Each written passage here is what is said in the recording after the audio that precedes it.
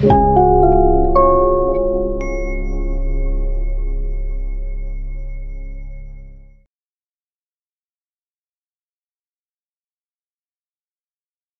fakta yang tidak bisa dihindari bahwa demokrasi memberikan pengaruh yang luar biasa bagi masyarakat modern, ya, baik itu di dunia barat, baik juga maupun juga di negara-negara timur, baik di negara-negara yang sudah maju dan juga negara-negara yang sedang berkembang, ya itu.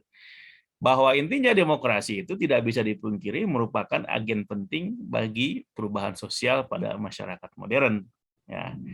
Inilah yang akan menjadi topik bahasan kita pada sore hari ini di mata kuliah kita perubahan sosial di pertemuan yang ke-9, ya.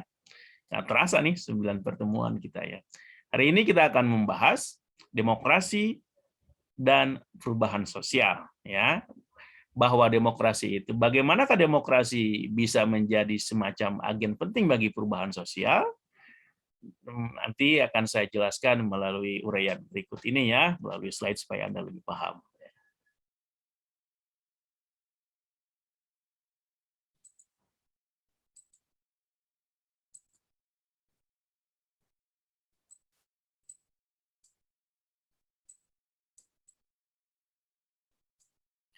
Oke.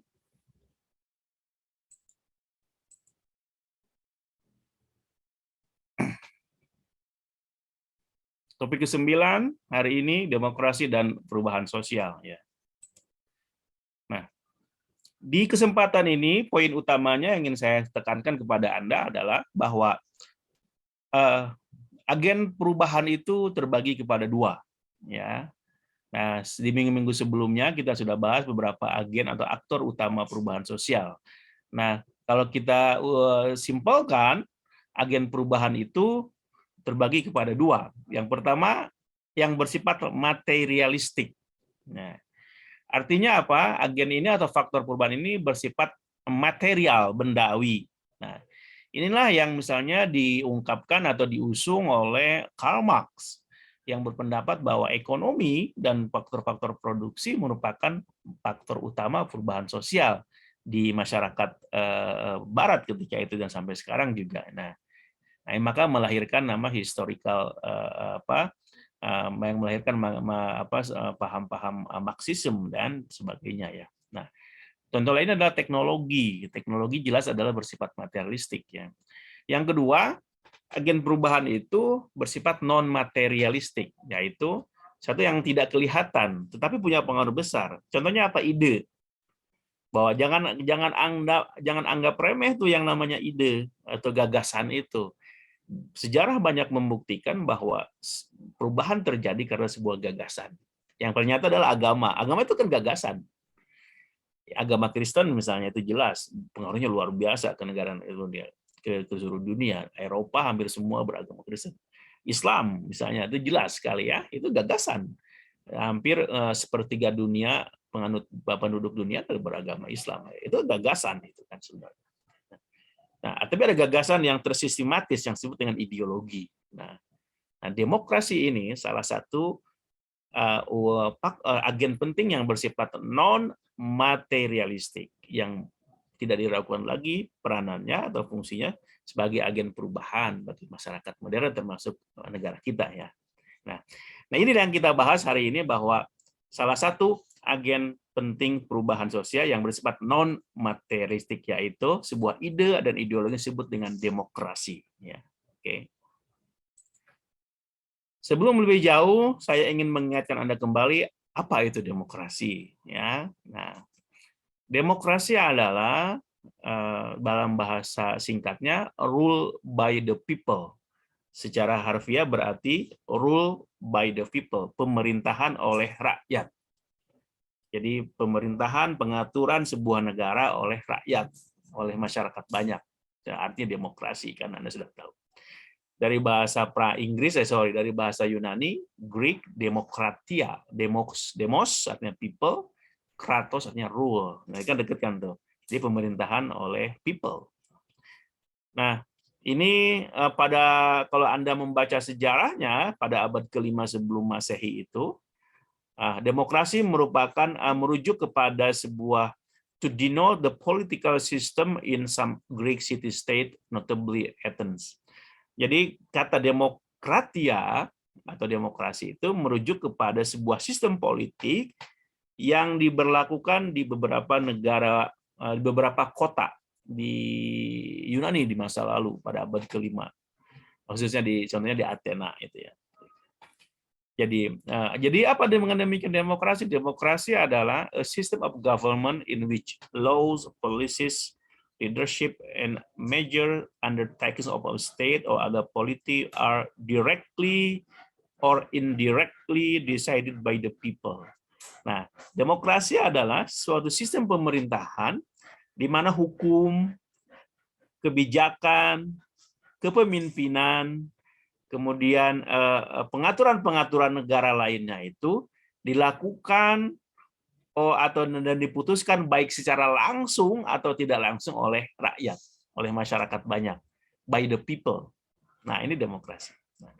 Jadi demokrasi adalah sistem pemerintahan di mana hukum, kebijakan, pemimpin, dan urusan hal utama lainnya diputuskan oleh rakyat baik secara langsung dan atau tidak langsung. Oke, ini adalah demokrasi ya.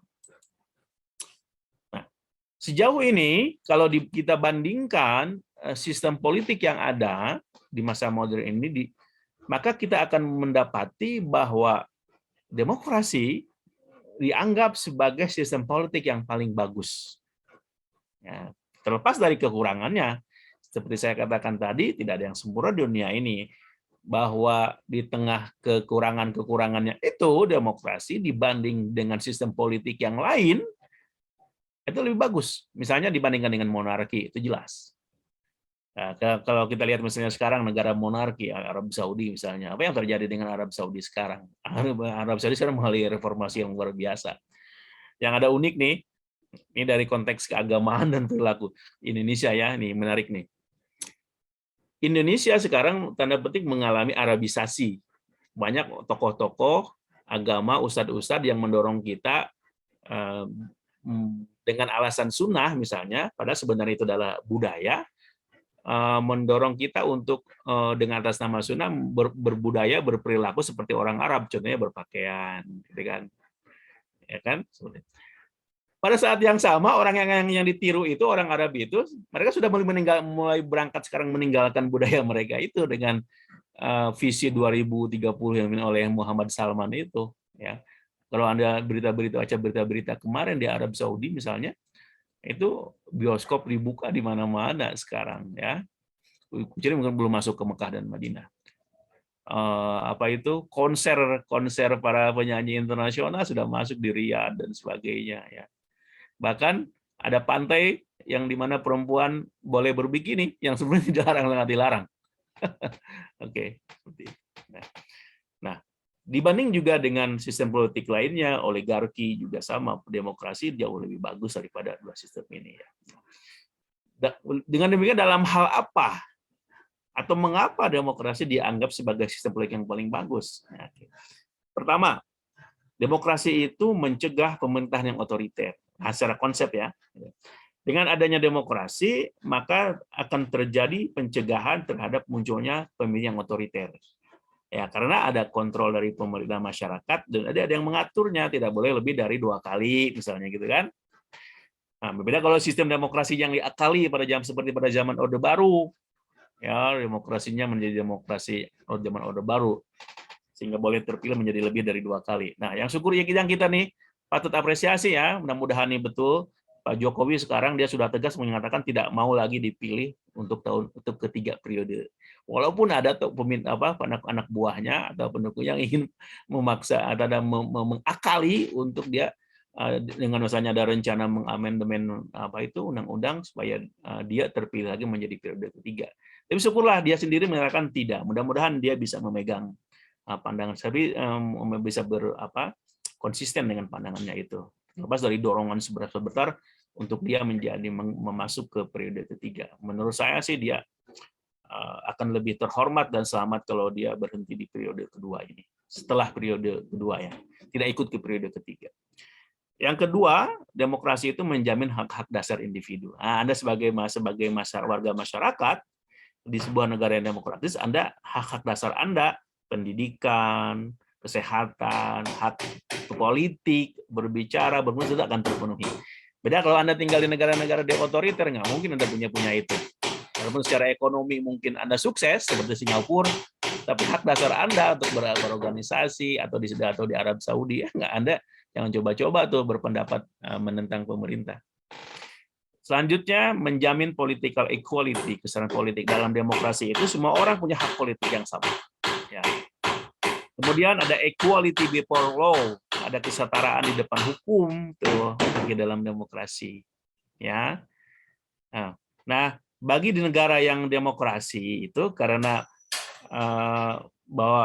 bahwa melibatkan masyarakat, melibatkan DPR, MPR dalam wakil rakyat, maka seorang pemimpin tidak gampang menyatakan perang kepada negara lain. Atau dalam konteks negara kita, misalnya perang dengan negara lain harus ada persetujuan DPR, MPR, gitu kan? Nah di sini maka dalam sebuah negara yang demokratis itu jarang terjadi perang. Pengembangan kualitas masyarakat melalui pendidikan kesehatan. Nah, ini saya tidak rasakan di sebuah negara yang demokratis, pemerintah wajib menyediakan pendidikan yang bagus dan layak dan kesehatan bagi rakyatnya. Kesejahteraan rakyat merupakan tujuan utama. Ya, ini mesti diperjuangkan oleh pemerintah yang terpilih karena mereka terpilih oleh rakyat. Ya, bukan karena keturunan. Kalau keturunan karena merasa diberi oleh bapaknya, ya seenaknya saja, tidak punya tanggung jawab terhadap rakyat. Nah, personal freedoms yang lebih luas. Nah, kalau Anda tinggal di sebuah negara yang demokratis, Anda memiliki kebebasan pribadi yang sangat luas dibanding ketika Anda tinggal di negara-negara yang otoriter, yang oligarki, dan sebagainya. Yang terakhir, partisipasi rakyat. Nah, dalam sebuah negara yang sistem demokratis, partisipasi rakyat ini sangat dijunjung tinggi. Nah, ini suara Anda itu sangat berharga dalam hal memilih dalam hal memilih pemimpin Anda, dalam hal membuat hukum, dalam hal kebijakan publik dan sebagainya. Nah, ini secara katakan minimal secara tertulis ini yang membuat demokrasi menjadi jauh lebih bagus dibanding sistem politik yang lainnya, ya. Oke. Tetapi, nah ada tetapinya nih. Tadi ini nyambung dengan penjelasan saya tadi bahwa demokrasi itu tidak gampang. Ada jalan terjal menuju ke sana. Demokrasi tidak akan tercapai dengan bagus kalau unsur-unsurnya tidak terpenuhi. Salah satu unsur penting atau faktor penting dari terwujudnya demokrasi yang ideal itu adalah penduduknya, warganya, rakyatnya, masyarakatnya. Demokrasi meniscayakan warga yang berpendidikan. Nah, ya kan? Kalau ingin demokrasi yang ideal itu terwujud, maka warganya harus berpendidikan, literate, berwawasan, melek baca, melek huruf dan sebagainya, termasuk sekarang melek media sosial. Nah, demokrasi sejati itu terjadi memerlukan partisipasi warga akan bermakna dan efektif. Nah, mengapa memerlukan warga yang berpendidikan? Karena untuk berpartisipasi dengan bagus, mereka perlu paham hak-hak mereka, gitu kan, dan kewajiban-kewajiban mereka. Maka dalam sebuah demokrasi partisipasi warga itu sangat penting. Bagaimana untuk meningkatkan partisipasi warga itu dalam demokrasi? Maka mereka mesti pendidikan, mesti mengerti tentang apa itu hak-hak mereka. Nah, partisipasi yang efektif akan terjadi bila warga mengerti kepentingan mereka.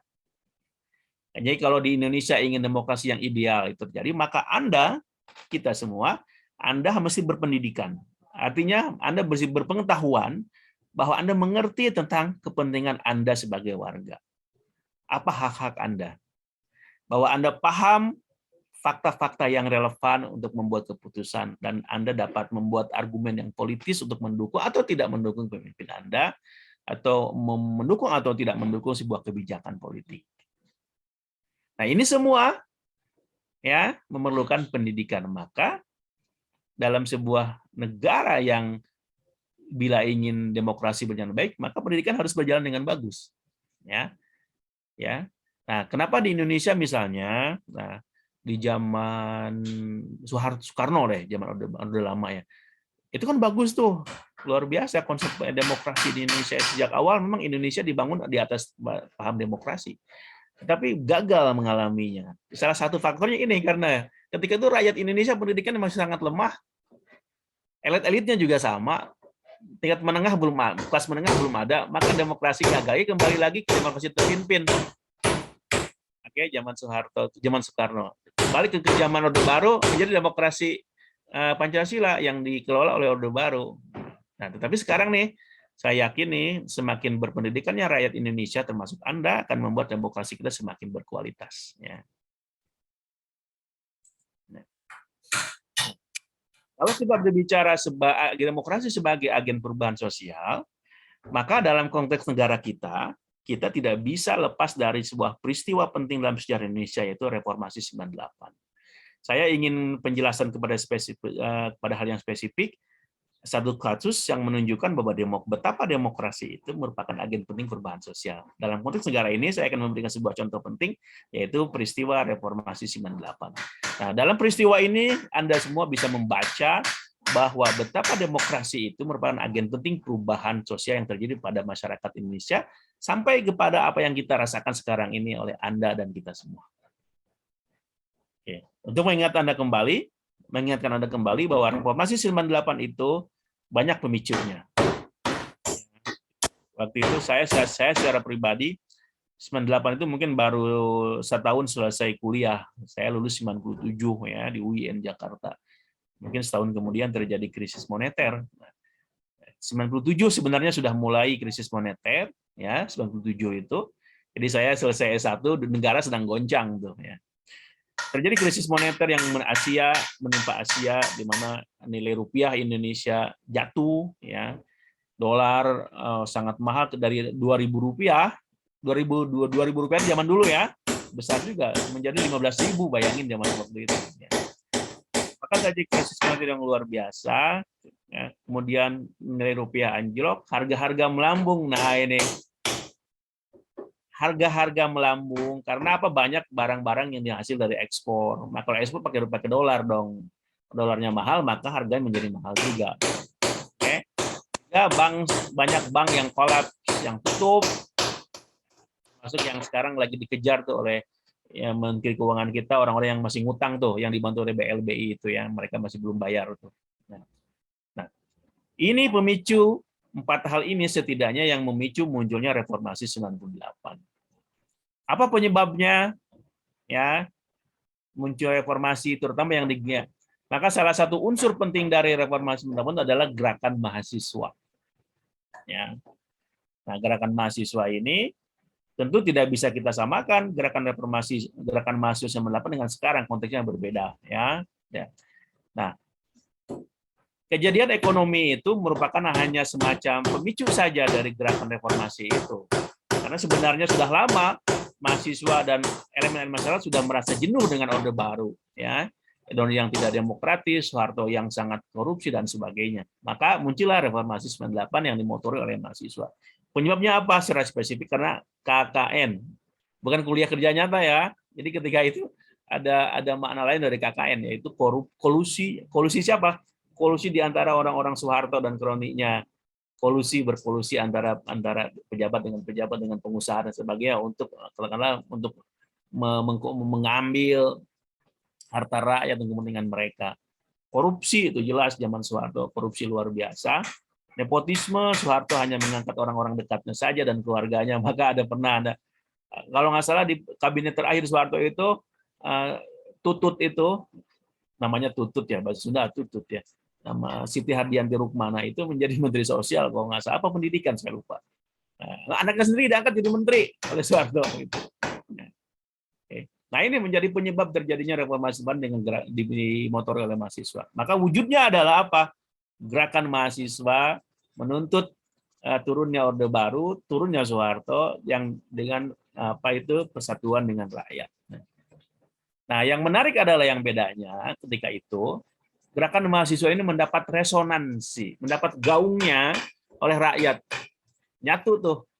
Kalau sekarang gerakan mahasiswa sekarang itu tidak ada kesatuan dengan rakyatnya. Karena rakyat tidak merasakan hal yang sama seperti oleh mahasiswa. Begitu juga dengan militer. Nah, militer ketika itu minimal mereka tidak menentang, diam saja ketika gerakan reformasi.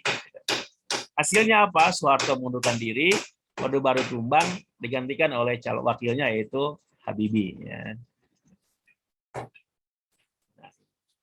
Mari kita lihat sekarang kepada uraian mengenai bahwa demokrasi itu merupakan agen penting perubahan sosial. Dalam konteks ini, reformasi di Indonesia itu sebagai sebuah gerakan demokrasi itu membawa perubahan besar bagi masyarakat Indonesia. Apa dampaknya? Mari kita lihat. Dampak pertama secara politik, bahwa dengan reformasi 98 itu memunculkan perubahan pada aspek politik. Apa? Nah, dampaknya pemilihan presiden setelah itu setelah 98 dipilih langsung oleh rakyat sejak pemilu 2004. 98 tumbang, 99 Habibie, ada masa pemerintahan tuh, ada Gus Dur, ada Megawati, maka pada 2004 itu dimulai pemilihan karena perlu waktu kan transisi ke pemilihan langsung, maka setelah amandemen undang-undang pemilu muncul 2004 dimulai pemilihan presiden secara langsung. Soal yang tidak mungkin terjadi itu pada masa sebelumnya. Dampak politik lainnya adalah pemilihan anggota DPR langsung oleh rakyat. Sama nama DPR dipilih, bisa dipilih ditunjuk ya anggota DPR kita itu utusan-utusan dan sebagainya. Juga ada wakil baru yaitu sebenarnya DPD, Dewan Pimpinan Daerah. Walaupun sekarang nih sayang nih DPD ini tidak berfungsi dengan baik ya. Karena saya juga nggak tahu nih, itu idealnya adalah DPD itu seperti senator di Amerika itu sebenarnya itu ya. Nah, munculnya desentralisasi. Sebelumnya pada zaman Soeharto itu semua tersentralisasi ke Jakarta. Maka setelah itu pemilihan daerah-daerah mempunyai hak untuk memilih pemimpinnya sendiri dan juga wakil rakyatnya. Terjadi pemekaran gitu kan. Penghapusan duwi fungsi ABRI, itu udah ABRI Angkatan Bersenjata Indonesia TNI ya. Dulu tuh TNI itu bisa main di dua kaki, itu banyak kaki di urusan pertahanan juga mereka bisa main di politik dan sosial. Bisa menjadi bupati, ditunjuk oleh Soeharto, menjadi gubernur, ditunjuk oleh Soeharto, menjadi anggota DPR, MPR, ditunjuk oleh Soeharto dan sebagainya. Katanya itu duwi fungsi ABRI. Nah, kebebasan berpartai muncul. Nah, sekarang kalau zaman Soeharto itu hanya 3 partai yang boleh, itu pun ditegakkan ya, Golkar, P3, dan PDI. Nah, tapi yang berkuasa adalah Golkar ya, yang lainnya ditekan gitu kan. Maka setelah reformasi, siapapun bisa bikin partai. Itu kebebasan rekonsiliasi dari demokrasi yang dibuka. Maka muncul ratusan partai itu. Ya. Kemudian kebebasan individu. Kebebasan individu ini sebagai efek yang luar biasa politik dari adanya reformasi. Anda sejak itu boleh berpendapat, berserikat, tidak ada lagi buruh yang ditangkapi dan dibunuh. Nah, kalau Anda membaca sejarah ada namanya tokoh Marsinah, dia tokoh buruh yang ditangkap oleh aparat sampai meninggal itu. Wiji Tukul yang sampai sekarang tidak pernah ketahuan kemana. Ada juga 9 mahasiswa yang sampai sekarang tidak tahu kemana, yang kabarnya ditangkapi oleh tim Mawar. Nah, itu ya. Oke. Kedua, dampak secara ekonomi ya. Oke. Reformasi sebenarnya itu punya dampak ekonomi. Indonesia berhasil keluar dari krisis ekonomi 98 itu. Habibie harus kita akui, beri apresiasi, dia berhasil membawa Indonesia secara ekonomi balik kepada jalur utamanya. Dia berhasil menurunkan dolar dari 15.000 menjadi kembali ke 5.000. Itu luar biasa itu. Terjadi desentralisasi.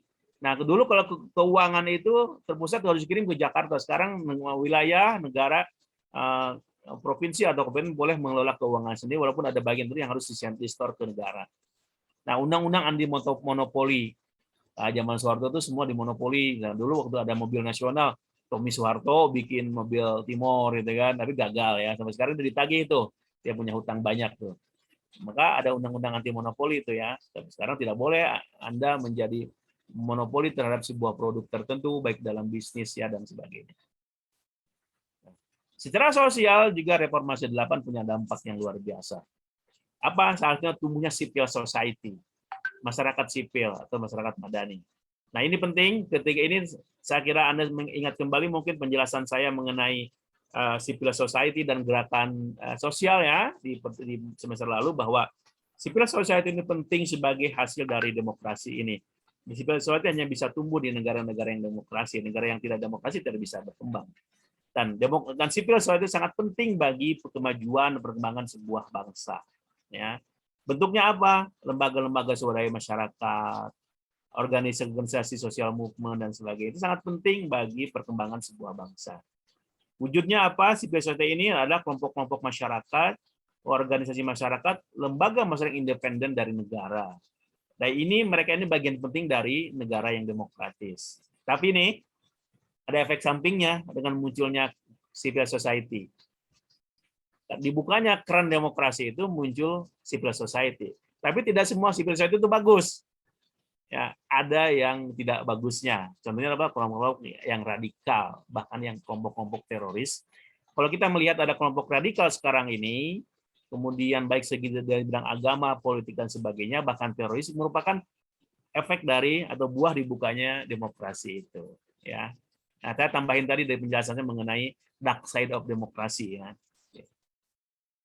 Dari media, nah dari segi informasi, ini saya kira jelas sekali dampaknya. Salah satu dampak demokrasi yang dibukakan oleh Reformasi 98 adalah pada media. Munculnya kebebasan pers, sesuatu hal yang sangat mahal pada masa Orde Baru. Oke, tidak ada lagi surat izin usaha penerbitan, tidak ada lagi sensor negara. Ya, sekarang media ini harus melakukan sensor sendiri, self censorship. Tidak lagi monopoli berita, tanda petik ya. Dulu itu berita adalah dikuasai oleh TVRI. Tidak boleh beda tuh dari omongannya Menteri Sekretaris Negara Murdiono waktu yang paling terkenal. Ya, atau Harmoko ya, Menteri Penerangannya, ya. Tidak ada monopoli berita. Sekarang semua orang bisa membuat kantor berita, koran sendiri dan sebagainya. Tumbuhnya media baru, koran baru, TV baru, internet, media sosial kita rasakan sekarang ini.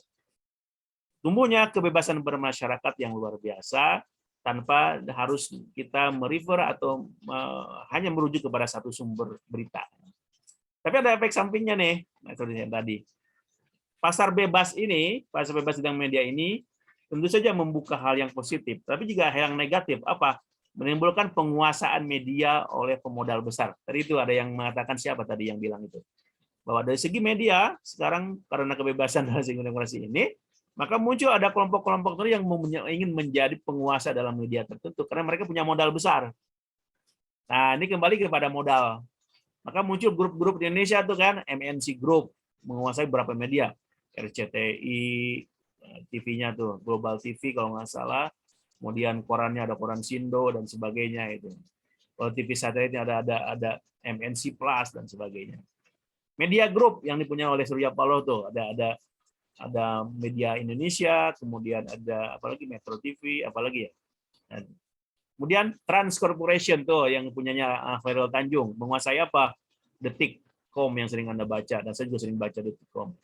Punyanya Trans TV, Trans 7, juga yang punyanya Carrefour sekarang gitu ya. Ini memunculkan namanya itu kaisar baru dalam hal ekonomi media ya. Dan juga karena kebebasan dibuka di ruang publik, memunculkan kegaduhan di media sosial. Nah, seperti Anda ini kan, seperti sering saya katakan, Indonesia ini termasuk negara yang paling tidak sopan dan paling tidak gaduh, paling gaduh, paling ribut di media sosial se-Asia. Nah, gitu kan. Itu survei dari Microsoft. Juga munculnya kebebasan yang tanpa batas. Nah, kadang-kadang seperti ini. Dulu itu, nah sampai sekarang juga ada, muncul koran-koran yang tanpa malu-malu lagi memunculkan kekerasan, bahkan seksualitas di media massa itu sangat terbuka ya.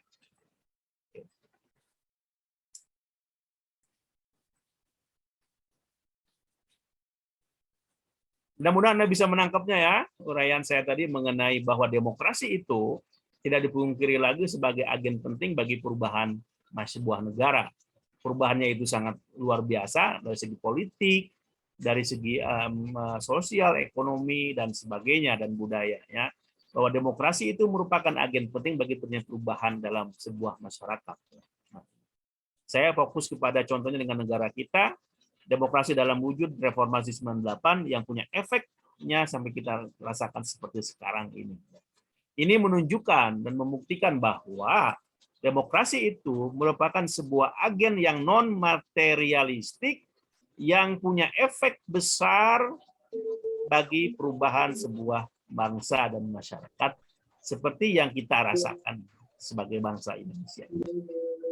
Apalagi kalau kita melihat di negara-negara maju lainnya, itu sangat jelas itu terjadi.